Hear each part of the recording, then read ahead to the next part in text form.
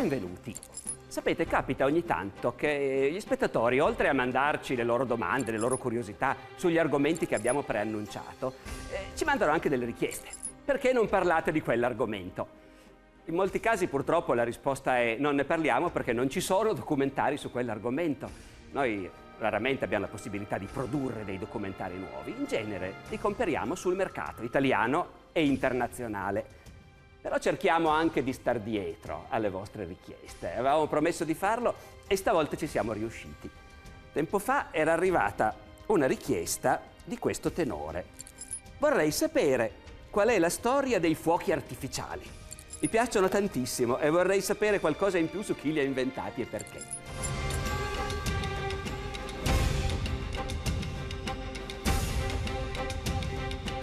Allora, per fortuna i fuochi artificiali si è scoperto che piacciono tantissimo anche a un regista tedesco che quindi ha prodotto il documentario che adesso vi faremo vedere. Chi li ha inventati? I cinesi, naturalmente, gli stessi che hanno inventato tutto. Non si è mai smesso di discutere se i cinesi, avendo inventato la polvere da sparo, l'abbiano poi usata soltanto per fare i fuochi artificiali o invece abbiano capito che c'erano anche degli altri usi più concreti. Oggi si tende a pensare questo, ecco. Sono stati un po' calunniati i cinesi con questa idea che inventavano tutto e poi usavano le cose solo per giocare.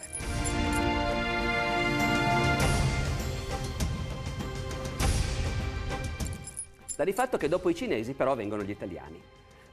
Dato che è un documentario tedesco a dirlo, possiamo crederci, non penso che siano troppo indulgenti. A un certo punto lo dicono espressamente. I più bravi con i fuochi sono sempre stati gli italiani.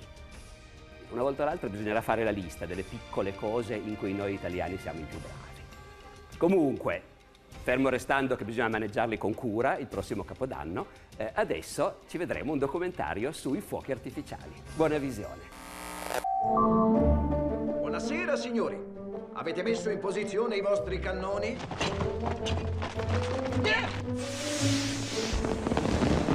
Questi uomini qui, nel migliore dei casi, possono servire solo ad accendere i lampioni.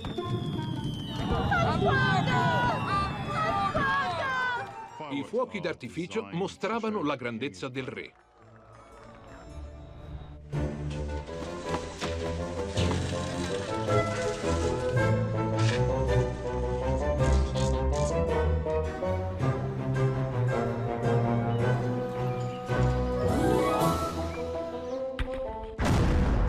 Gli italiani erano considerati i migliori. Il razzo volerà dritto in cielo. In nome della città di Parigi, io vi intimo di sospendere immediatamente il lancio. Il mio razzo è perfetto. Signori miei, si parte per la Luna!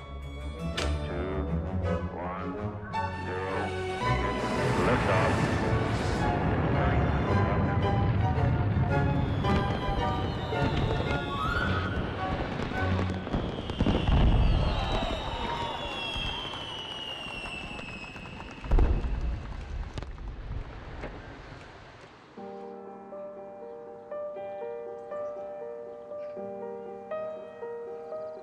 Qui, tra i vigneti della verde cornice del sud della Francia, sorge la città di Carcassonne, con la sua fortezza medievale. Da secoli la vita qui segue ritmi più pacati, ma le possenti fortificazioni hanno resistito ai crociati e alle orde barbariche. Quindi i 50.000 abitanti non si lasciano turbare facilmente, soprattutto in estate, quando le ore scorrono più lente e il caldo sovrasta gli stretti vicoli.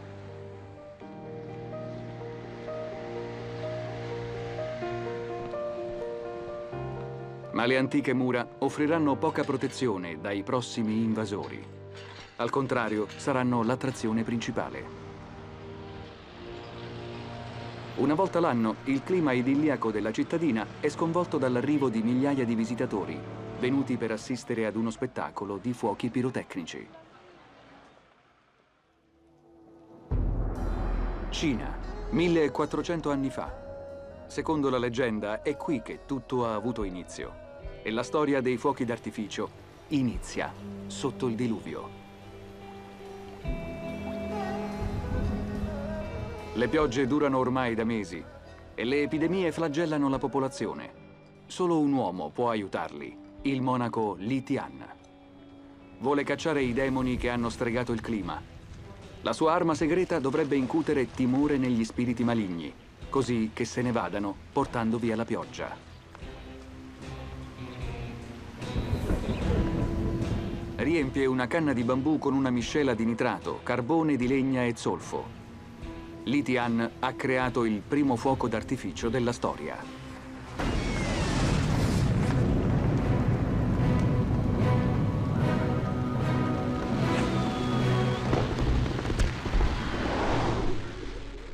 La leggenda non dice se gli spiriti si siano lasciati impressionare. Tuttavia, l'idea di Li Tian era in anticipo sui tempi.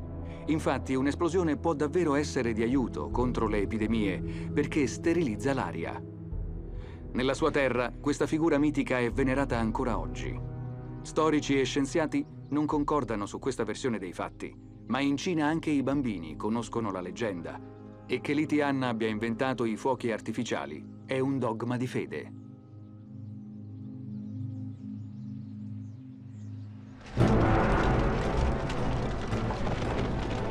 È storicamente accertato che i cinesi usavano la polvere pirica anche contro altri nemici, solo che a volte non si trattava di spiriti malvagi, ma di guerrieri in carne ed ossa. Nell'anno 1232 l'esercito mongolo arriva alle porte della città di Kaifeng. Per difendersi, i cinesi impiegano per la prima volta un'arma che dovrebbe insegnare ai nemici la vera paura.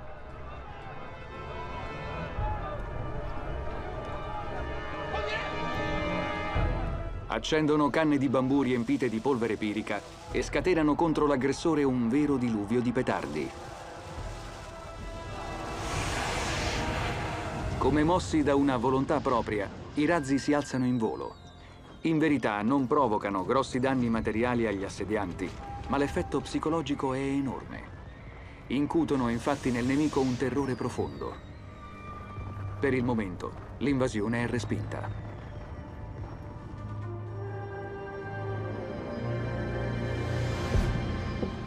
Liuyang, Cina sudorientale. Oggi qui vivono più di 1 milione di persone, ma per i parametri cinesi è un capoluogo di medie dimensioni. Non lontano da qui è nato Mao Zedong, il grande timoniere della Repubblica Popolare, ma la sua eredità politica non è al centro della vita quotidiana degli abitanti. Liuyang vanta infatti una tradizione completamente diversa. È la capitale dei fuochi d'artificio.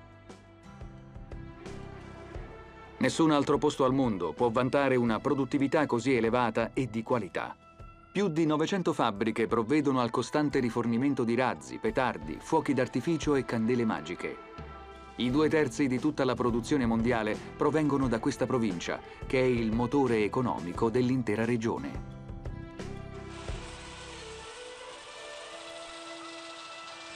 Una volta varcate le mura e le barriere di sicurezza, è come se qui il tempo si fosse fermato.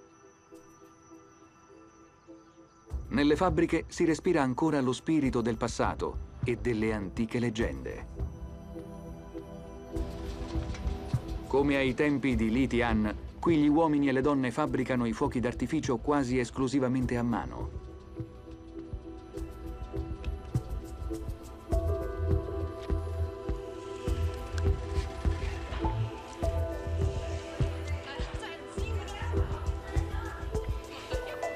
Un tempo la produzione di fuochi d'artificio integrava i poveri guadagni dei manovali che costruivano i petardi a casa sul tavolo della cucina e poi li vendevano. Oggi sarebbe vietato. Nelle fabbriche di fuochi d'artificio di Liuyang lavorano circa 300.000 addetti. Lo stipendio medio mensile arriva appena a 100 euro. E alcune fabbriche pagano i dipendenti in base ai pezzi prodotti.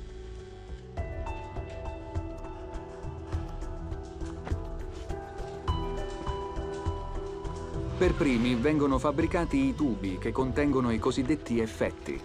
È il materiale che determinerà i colori e le forme che si dispiegheranno in cielo. Questo materiale non è ancora esplosivo. Per essere proiettato in cielo va mescolato con la polvere da sparo.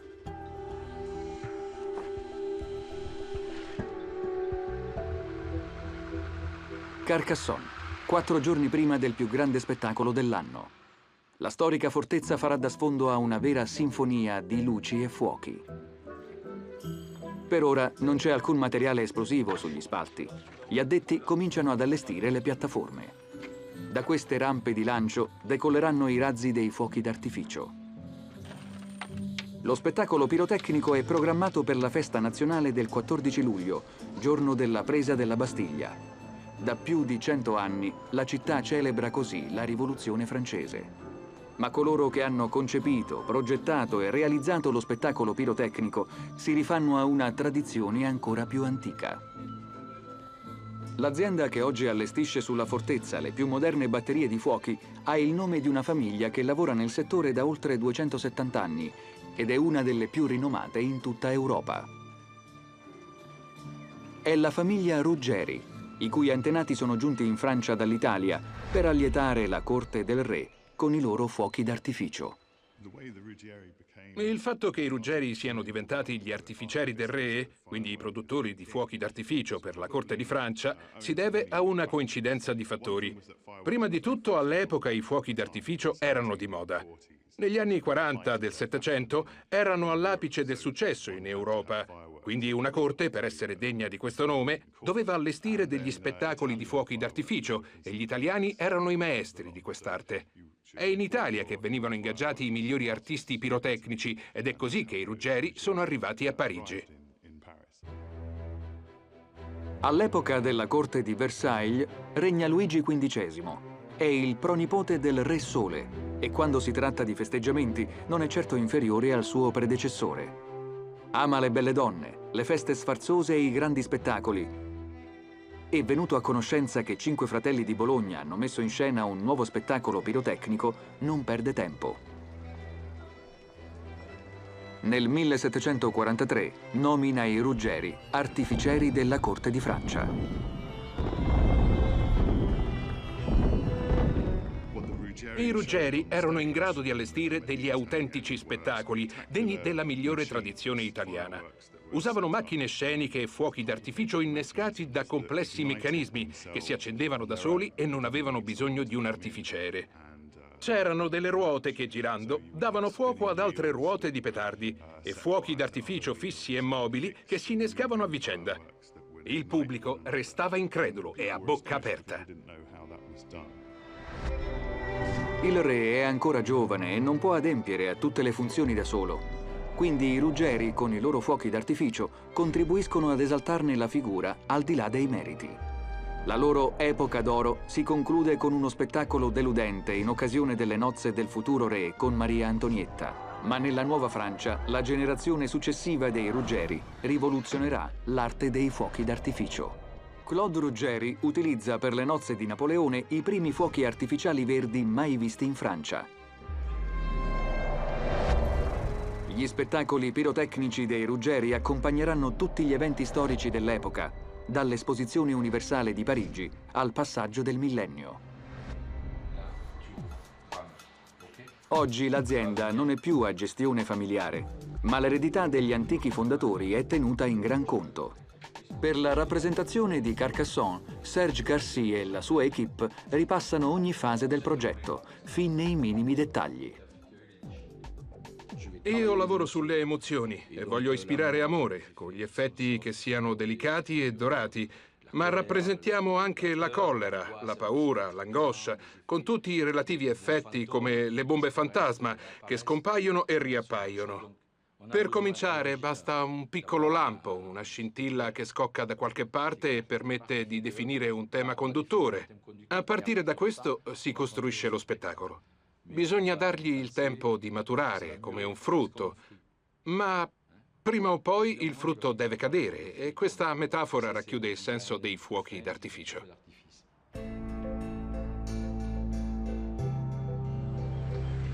A Carcassonne stanno per raccogliere i frutti di questo lavoro. Il materiale esplosivo arriva per ultimo per ridurre al minimo i rischi. I regolamenti impongono che le cariche esplosive non restino troppo a lungo all'aria aperta.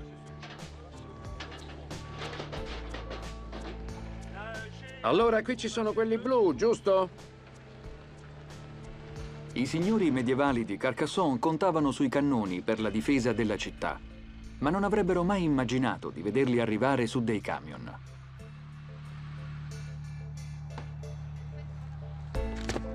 Gli artificieri faranno detonare circa 2 tonnellate di cariche pirotecniche in un tempo massimo di 25 minuti. Queste sono delle bombe per uso esclusivamente professionale. Qui dentro c'è la cosiddetta carica d'espulsione, con la polvere pirica. E quando si pone la bomba nel mortaio, il primo scoppio genera subito pressione. I gas si espandono così nel mortaio e lanceranno il proiettile a una certa altezza. A quel punto ci sarà un ritardo di traiettoria, brucerà per 3 secondi e quando avrà raggiunto il punto più alto scoppierà e si vedranno le stelle con i loro classici colori, blu, rosso o verde. Nelle fabbriche di Luoyang siamo ancora ben lontani dal momento in cui i fuochi d'artificio dispiegheranno in cielo la loro bellezza. La priorità è evitare che questi petardi scoppino prima del tempo.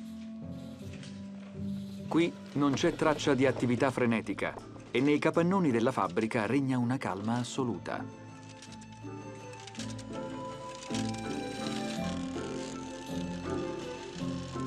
Gli operai sono concentrati.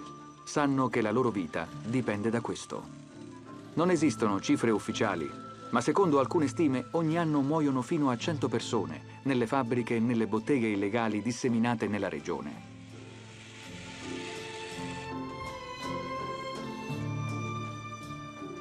Questo territorio è ideale per la produzione di fuochi d'artificio perché in questi pendii argillosi è possibile ricavare singole postazioni di lavoro. Dovesse capitare una disgrazia, almeno l'operaio non trascinerà con sé i colleghi.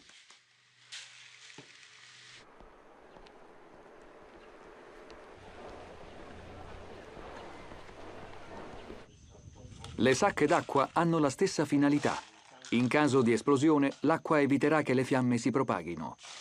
Invece, per questa operaia, ogni aiuto arriverebbe troppo tardi.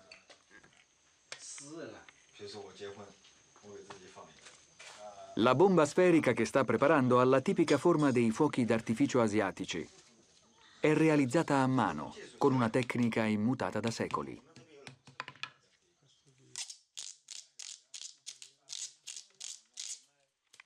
Per gli operai il rischio resta alto, ma almeno la zona di produzione si trova lontano dalla città e da ogni abitazione.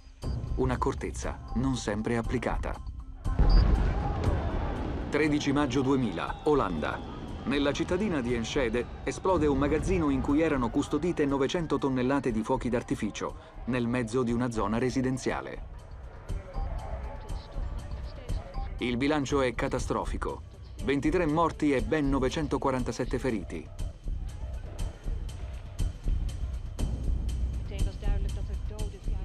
La colonna di fumo si vede a 70 km di distanza. Un'area urbana di 420.000 metri quadrati è rasa al suolo.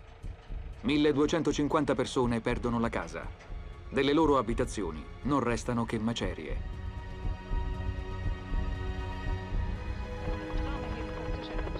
I danni ammontano a $500 miliardi. Tutto il paese è sotto shock e questa cittadina tranquilla nei pressi della frontiera tedesca sembra un teatro di guerra.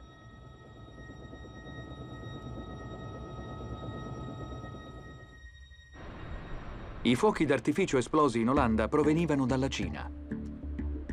A Luoyang oggi tutto è andato bene, ma queste luminarie non servono a festeggiare lo scampato pericolo.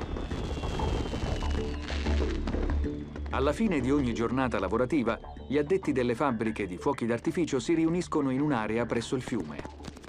Qui accendono centinaia di razzi e sparano batterie di fuochi d'artificio verso il cielo. Un rito irrinunciabile.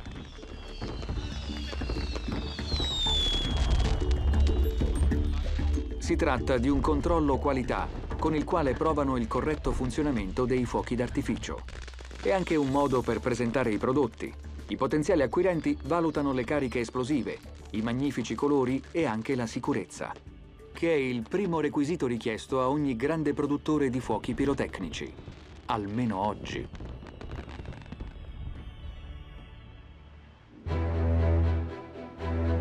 Londra, 1749. Per celebrare il Trattato di Aquisgrana, il re d'Inghilterra vuole offrire il più grande spettacolo di fuochi d'artificio di tutti i tempi. A tale scopo chiama in città i migliori artisti pirotecnici d'Europa. Ha ingaggiato perfino un famosissimo compositore. Georg Friedrich Händel ha scritto appositamente la sua famosa musica pirotecnica. Sono giorni che lavora con Gaetano Ruggeri e gli artificieri inglesi in vista della rappresentazione. Ah! Buonasera, signori! Avete già messo in posizione i vostri cannoni? Che facciamo con questa pioggerellina? Vi obbediranno i razzi? Perché vi avverto, se rovinerete tutto, ne chiederò conto a ognuno di voi. E ne avreste ben ragione, signore. Voglio dire, questi uomini qui, nel migliore dei casi, possono servire solo ad accendere i lampioni. Se quello dice un'altra parola, lo strangolo con le mie mani. Vi prego, signori miei, agite con giudizio. Il re può arrivare in ogni momento. Sarà lo spettacolo più grande di tutti i tempi e oggi passeremo alla storia. Allora, io conto su di voi.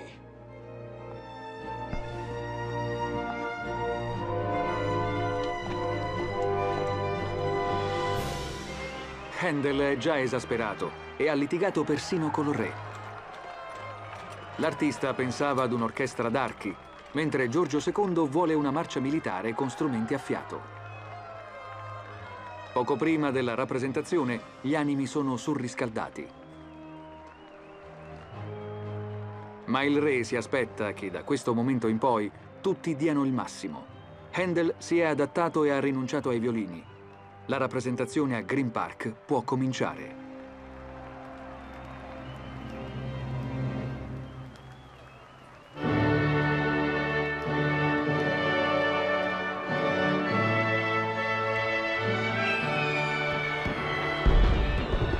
La musica e i primi razzi accesi superano ogni aspettativa, ma Gaetano Ruggeri si accorge quasi subito che si sta profilando un immane disastro.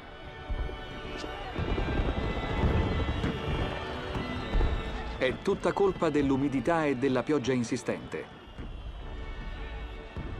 Alcuni petardi non si accendono, altri anticipano i tempi e il sincronismo tra fuochi e musica è presto un lontano ricordo.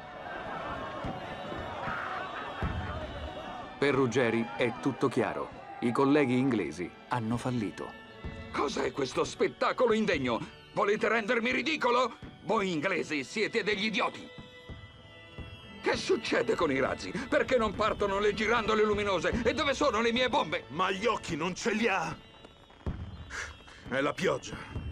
Ha inzuppato tutte le micce. Se li può scordare i suoi fuochi. Ma vi ho detto no di proteggere le micce da questo dannato tempo inglese! Lo spettacolo rovinato sarà presto l'ultimo dei problemi della serata. Sotto i loro occhi terrorizzati e impotenti, alcuni razzi danno fuoco al tetto del padiglione, incendiando l'intera scenografia. Il fuoco si propaga rapidamente, scatenando il panico. La musica di Händel, che doveva celebrare la pace, diventa un inno al caos. E Ruggeri sa che i preziosi fuochi d'artificio sono ormai perduti. Per 3 uomini i soccorsi arrivano troppo tardi. Restano vittime delle fiamme.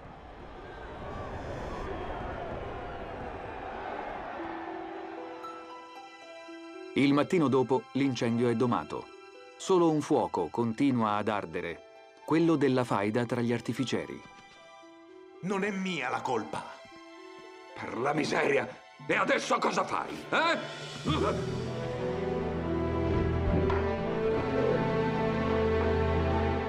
Chi è il colpevole del disastro? Gli artificieri inglesi e italiani vorrebbero deciderlo in un regolare duello.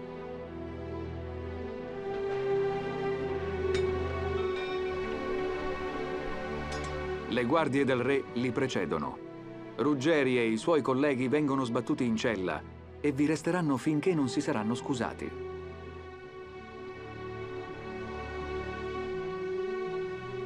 Le scuse arrivano il giorno stesso, ma la catastrofe avrà enormi ripercussioni per l'arte pirotecnica in Inghilterra. Le conseguenze a lungo termine di un simile disastro spiegano perché la Gran Bretagna non ha più sviluppato una grande tradizione nei fuochi d'artificio, almeno per tutto il XVIII secolo. Mentre francesi e russi creavano grandi spettacoli pirotecnici, gli inglesi rimanevano ai margini, perché continuavano ad associarli a quell'esperienza negativa. I loro fuochi d'artificio erano modesti, su scala più ridotta e con risorse inferiori rispetto al resto d'Europa.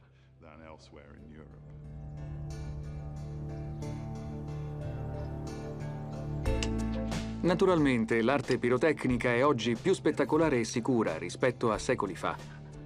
Le postazioni dei fuochi d'artificio sono azionate elettricamente e non più a mano. Strisce di carta e fogli d'alluminio fungono da segnale d'allarme.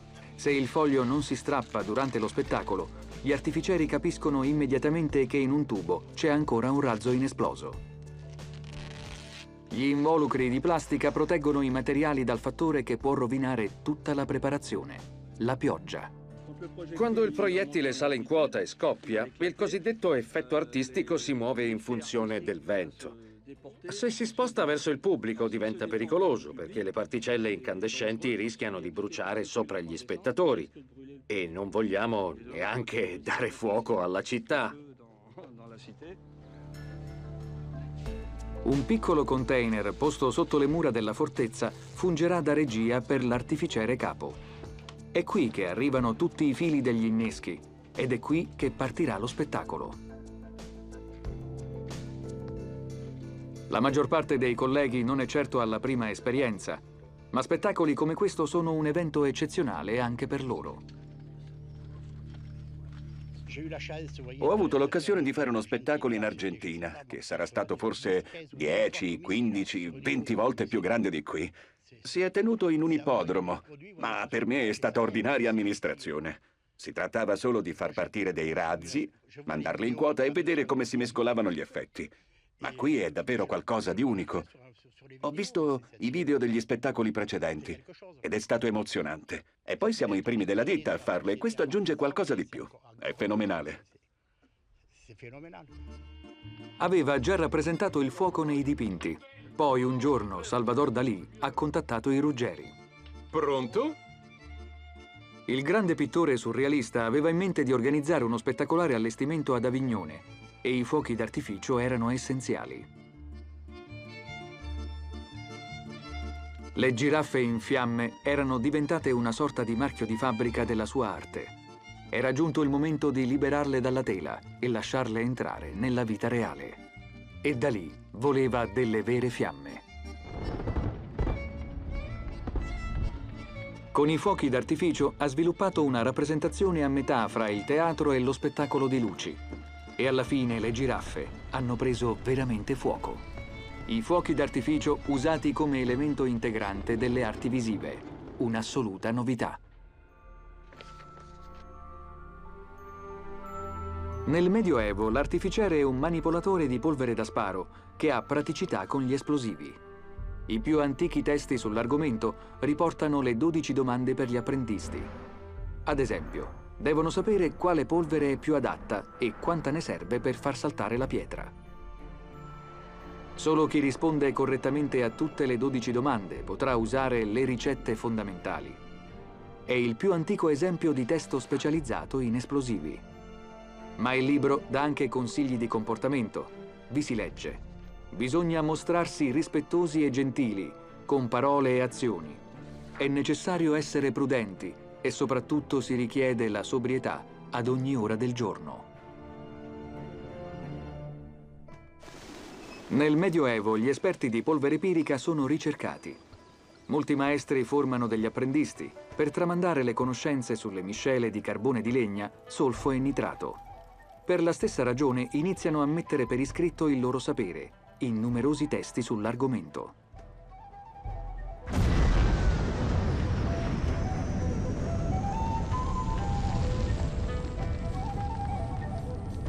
Il maestro insegna agli apprendisti le condizioni in cui una miscela di polvere può prendere fuoco.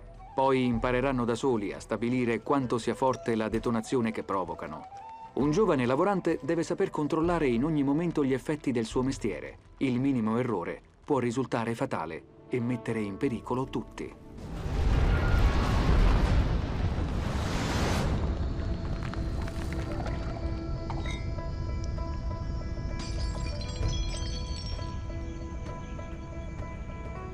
Questi apprendisti hanno forse imparato la lezione.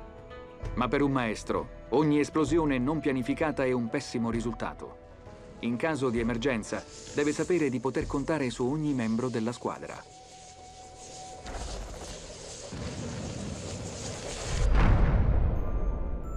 Questi artigiani proteggono le città contro eventuali aggressori. In caso di assedio, sono autorizzati a posizionare sugli spalti l'intero arsenale di armi ed esplosivi per usarlo e possibilmente scacciare i nemici. I fuochi d'artificio sono stati a lungo una vera e propria arma di guerra.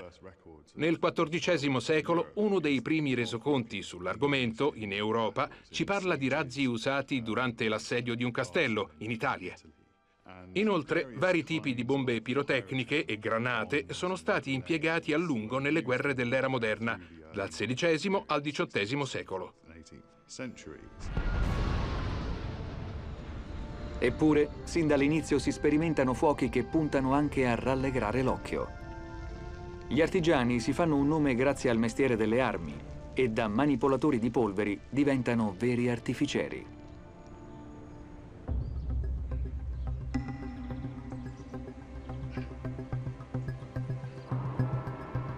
Torniamo al castello di Carcassonne, dove mancano poche ore allo spettacolo più atteso dell'anno. Per questa sera tutto sarà pronto e la fortezza nel sud della Francia si trasformerà in un mare di luci. La squadra di 35 artificieri professionisti ha avuto 4 giorni per allestire tutto, ma si comincia ad avvertire un po' di frenesia e nervosismo. Fino all'ultimo, Claude de Vernois sarà in continua tensione. L'artificiere capo ha una particolare responsabilità in un sito storico. La fortezza è infatti un patrimonio dell'UNESCO e il minimo errore può avere conseguenze disastrose.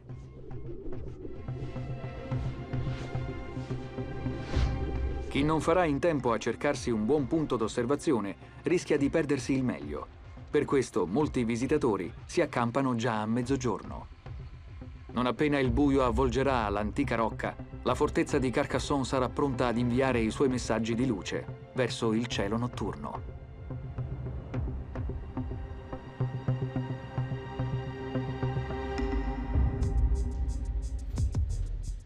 Torniamo indietro di alcune settimane, nel laboratorio della Lacroix-Ruggeri. Il progetto per Carcassonne prevede un imponente spettro di colori, quindi i chimici testano varie sostanze. La polvere nera deve produrre l'accensione. Poi aggiungiamo altri ingredienti per il colore. Per il blu utilizziamo dei sali di rame, per il rosso lo stronzio, mentre per il verde ci sono il cloro o il bario.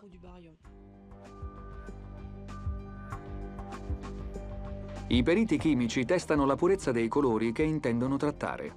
È necessario che le molecole di colore siano completamente libere da altre sostanze. Se entreranno delle impurità nella miscela, i colori sarebbero falsati o darebbero una luce meno intensa.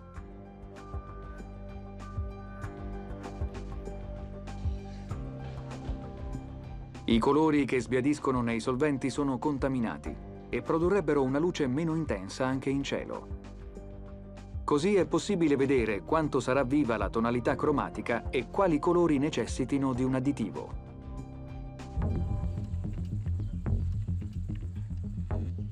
Anche la traiettoria del fuoco d'artificio non è lasciata al caso.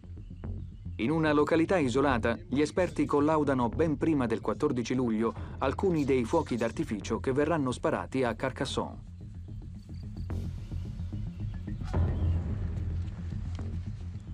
Per i tecnici questi test sono comuni. Se hanno una nuova idea per un effetto pirotecnico, vengono qui e ne verificano l'efficacia. Oggi sperimenteranno un prototipo che dovrebbe produrre delle scie sottili. Solo con un'immagine estremamente rallentata è possibile apprezzare che cosa è veramente successo. I proiettili fiammeggianti che ricadono ondeggiando verso terra sono detti lampi a trottola. Ma l'occhio umano si lascia ingannare e lo sviluppatore ne deve tenere conto. Per via della forza esplosiva, l'ondeggiare delle piccole trottole non è visibile ad occhio nudo. Sembra invece che descrivano delle curve uniformi, lasciandosi dietro delle sottili scie. La nuova creazione è finalmente pronta, ma non potrà eguagliare l'invenzione più spettacolare nella storia della ditta. La notizia suscita scalpore nella Parigi del 1830. In tutta la città Claude Ruggeri è noto per i suoi fuochi d'artificio di una spettacolarità senza pari. Ma la nuova invenzione è destinata a superarli tutti. Si tratta di un razzo enorme che racchiude al suo interno qualcosa di sensazionale.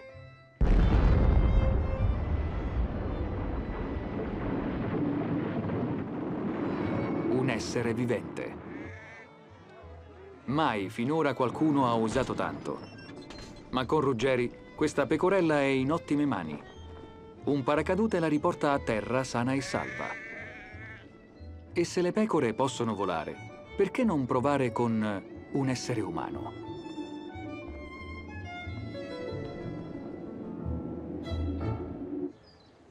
Ascolta, durante il volo tu premi la testa qui, su questo cuscino. Adesso chiudo. E tu tieniti forte a queste sbarre. Qui.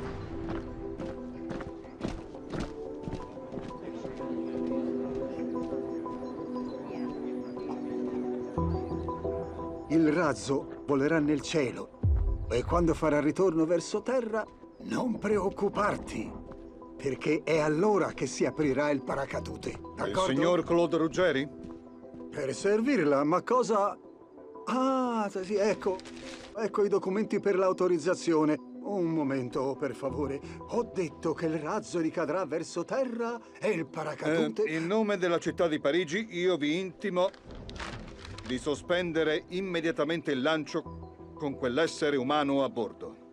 Avete in mano il permesso per il lancio. Non sapete leggerlo? Stavo dicendo... Il suo permesso è riferito a un uomo adulto, ma come abbiamo constatato, si tratta di un bambino. Io non lo sapevo. Si è presentato per la selezione, ma qui non è indicata la sua età.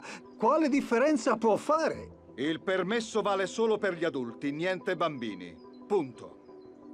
Comandante, il mio razzo è perfetto.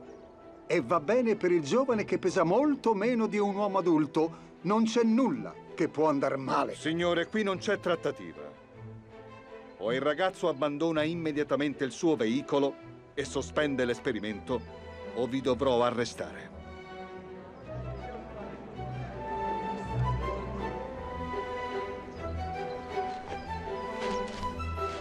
Forza, fuori. Mi hai già creato abbastanza problemi. Signore, buon pomeriggio.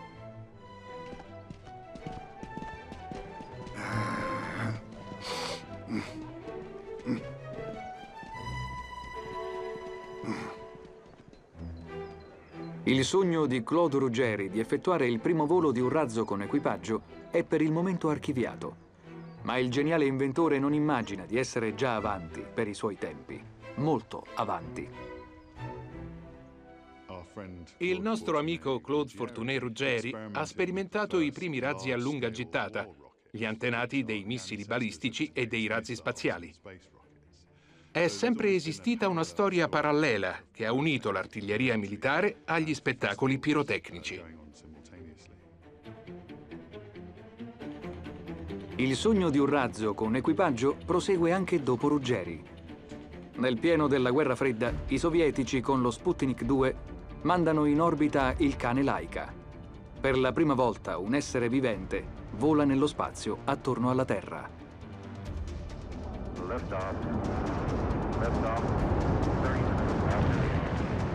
Saranno gli americani a conquistare il trofeo più ambito nella corsa allo spazio. 139 anni dopo i primi esperimenti di Ruggeri, l'Apollo 11 supera i sogni più arditi del maestro francese e porta un uomo non solo in orbita nello spazio, ma addirittura sulla Luna.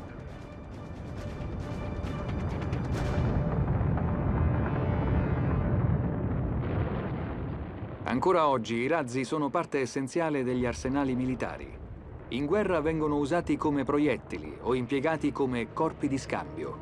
Si tratta di razzi che disturbano i radar nemici per nascondere la posizione dei possibili bersagli. I cosiddetti chaff riflettono i fasci radar producendo una falsa eco. Il vero scopo è renderli indistinguibili dai bersagli. Le emissioni termiche possono tradire la posizione di un aereo. Molti missili vengono guidati in automatico, seguendo le fonti di calore. Ma se un velivolo spara i cosiddetti flare, il calore prodotto è sufficiente a rendere il bersaglio indistinguibile. Così l'arte pirotecnica può regalare l'invisibilità.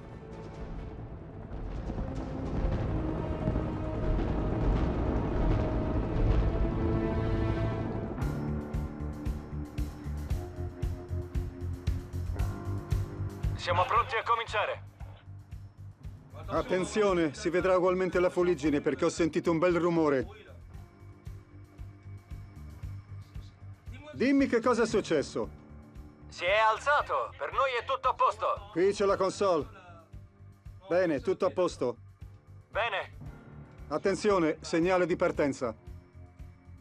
ci siamo.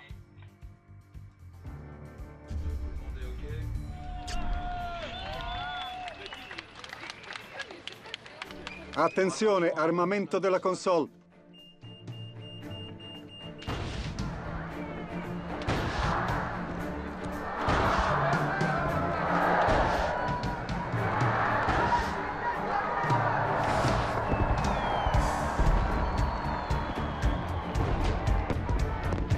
Il pubblico viene ripagato per la lunga attesa e la tecnica in cielo si trasforma in pura magia.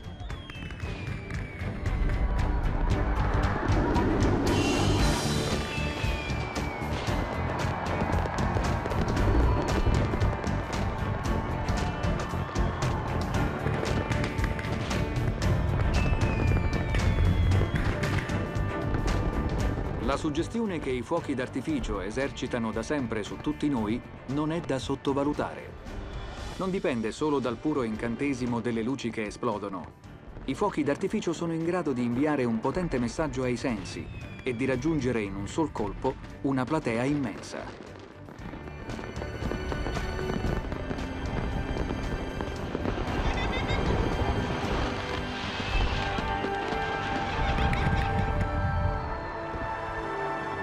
In epoche in cui pochissimi sapevano leggere o scrivere, il popolo era particolarmente sensibile ad ogni genere di spettacolo.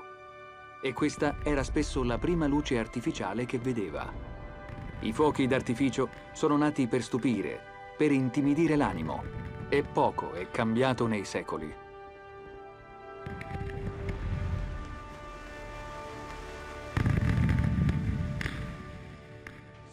I fuochi d'artificio hanno avuto una funzione politica dal XVI al XVIII secolo.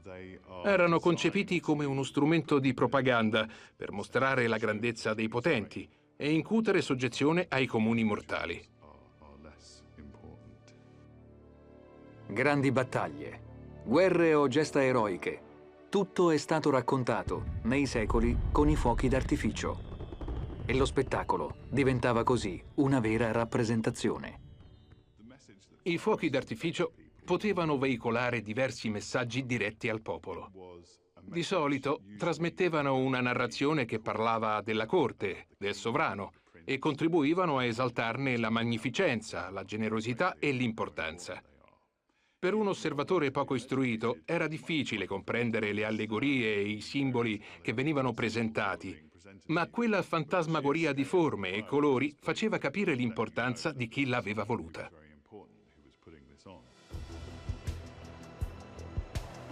A Carcassonne il messaggio dei fuochi d'artificio è assolutamente chiaro. Ammirate la bellezza della nostra città. Lo storico palcoscenico diventa così l'altro protagonista della serata.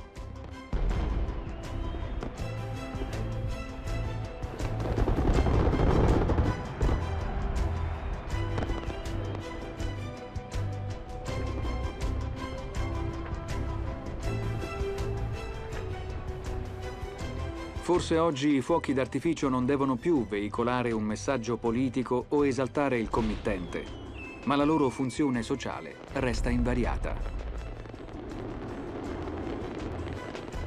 I fuochi d'artificio di Carcassonne commemorano la Rivoluzione francese. Anno dopo anno, da oltre un secolo, lo spettacolo riunisce persone diverse che si incontrano per celebrare i valori della nazione. Uno dei primi resoconti ufficiali di uno spettacolo di fuochi d'artificio in Europa ci parla di un gioco di scintille che andavano a formare l'immagine di una colomba. Era stata fatta scendere dalla sommità di una chiesa a raffigurare la venuta dello Spirito Santo. Allo stesso tempo, delle immagini di angeli fiammeggianti venivano fatti salire verso l'alto a rappresentare visivamente l'ascensione in cielo del Cristo. Tutto questo aggiungeva un grande effetto scenico al classico schema della sacra rappresentazione, trasmettendo un insegnamento religioso ai fedeli attraverso un linguaggio visuale e non più verbale.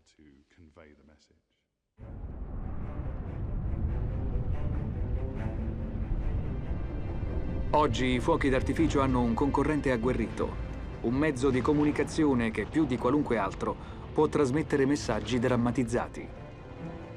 Il cinema. Qui l'arte pirotecnica ha trovato una nuova dimensione, poiché il grande schermo fa largo uso di fuoco e fiamme per imprimere una scena nella memoria.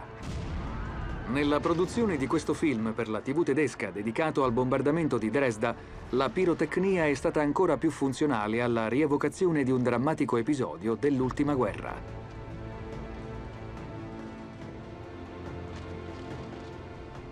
Per una volta anche i tedeschi sono mostrati come vittime della guerra, ma trattandosi di un tema delicato, è importante che tutti i dettagli siano storicamente corretti. Vengono ricreati fino a 300 incendi per simulare la devastazione della città. L'arte pirotecnica ha una funzione importante, perché deve far rivivere tutto l'orrore della guerra, proprio come un tempo i fuochi d'artificio raccontavano altre battaglie. Sul grande schermo, i fuochi d'artificio hanno diverse valenze. Nel docufilm Armageddon, la caduta, disegnano lo scenario dell'impatto di uno sciame di meteoriti con la Terra. Allo spettatore arriva l'immagine di come potrebbe manifestarsi la catastrofe. Le esplosioni non sono più al servizio della fedeltà storica, ma creano un mondo fantastico e parallelo.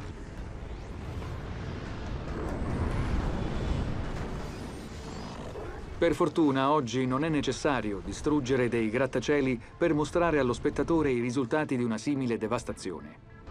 Con le tecniche più moderne, tali effetti sono riprodotti digitalmente al computer.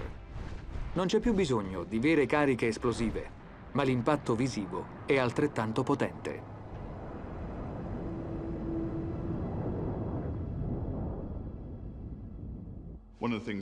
I fuochi d'artificio sono affascinanti anche perché si sono sempre prestati a forme di spettacolo che oggi definiremmo multimediali. All'inizio dell'era moderna, i giochi pirotecnici interagivano con l'architettura, riproducendo certe linee e decorazioni. Nel XVIII secolo c'erano giochi di luce realizzati con lenti, specchi, e nell'Ottocento e nel Novecento con grandi fari e fotoelettriche. In tempi più recenti sono stati aggiunti effetti digitali e laser.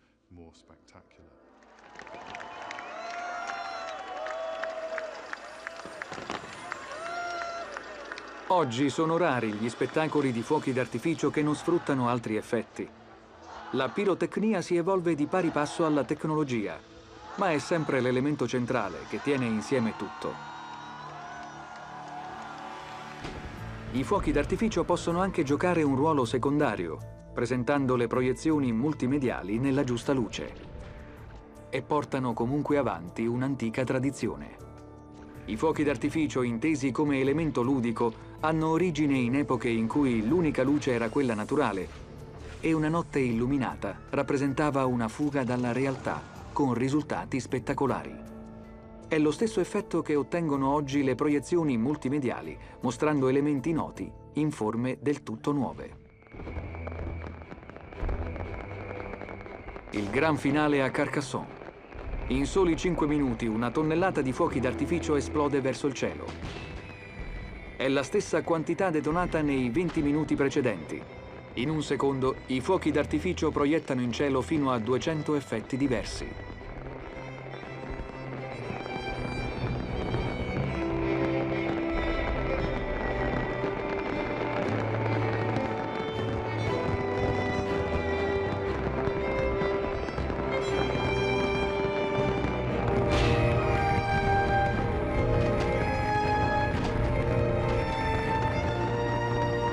Le forme e i colori che illuminano la mezzanotte hanno vita effimera e chi non coglie l'attimo li avrà persi per sempre, senza una seconda possibilità. Nel cielo, sopra Carcassonne, torna il silenzio, almeno per un altro anno.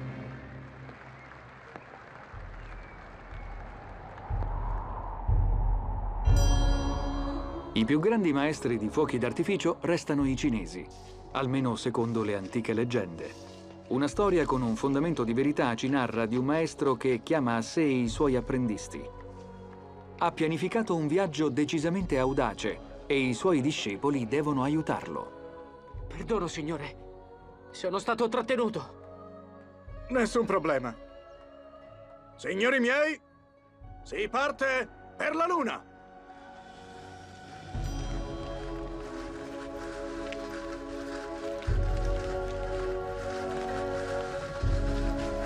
Van Hu ha fatto installare 47 razzi sotto una sedia. Ora tutto è pronto per la Luna.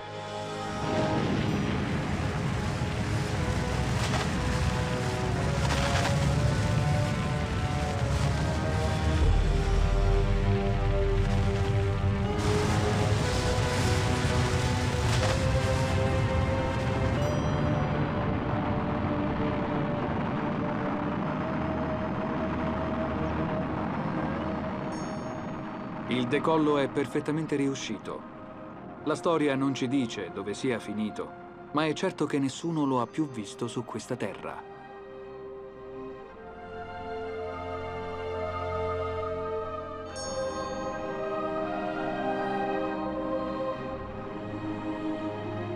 Nell'infinita immensità dell'universo, dove tempo e spazio non sono regolati dalla gravità, forse è ancora in volo, nel suo lungo viaggio verso la Luna.